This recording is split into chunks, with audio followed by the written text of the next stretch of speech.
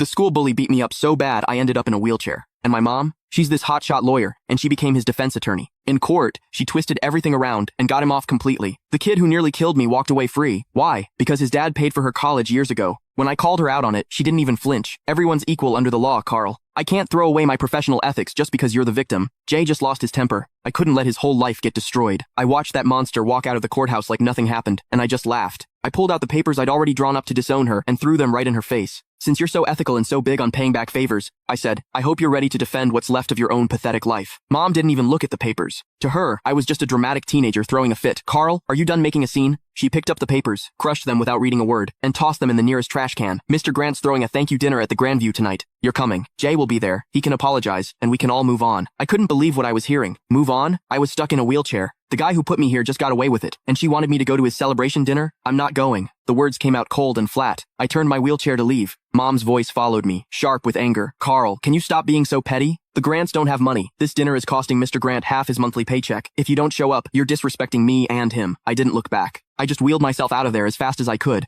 getting away from that suffocating courthouse. Outside, the bright sun made me dizzy. Dad's car was parked at the curb. He saw me and rushed over, looking nervous and worried. Carl, what happened? Did they convict him? Looking at this man, who's been a doormat his whole life, I felt completely helpless. He got off. Not guilty. Dad just stood there with his mouth hanging open. How could? Your mom said it was just a formality. She said she'd get Jay a suspended sentence at most. How did he get acquitted? I laughed bitterly. Dad, your wife is a star lawyer. When she wants someone to walk, they walk, even if that person broke her own son's leg. Dad wrung his hands, clearly stressed. But she must have her reasons. That Mr. Grant guy really did help her. Stop. I cut him off. Take me to the hospital. I'm not going home. Dad hesitated, glancing back at the courthouse. Well, your mom just texted. She says we need to go straight to the Grandview. She said if we don't show, she'll cancel my credit card. I looked at him, 50 years old, and he lives like a dog. Mom controls every penny. He doesn't even dare talk back to her. Then you go. I pulled out my phone and called a wheelchair-accessible Uber. I'll get there myself. Carl, don't do this. Dad reached for me, but I pushed his hand away. Dad, if you still think of me as your son, don't go to that dinner. If you go, don't bother visiting me again. The car showed up. The driver helped me in. Through the window, I saw Dad standing on the sidewalk, torn. Finally, he sighed, turned around, and got in his car. He drove toward the Grandview.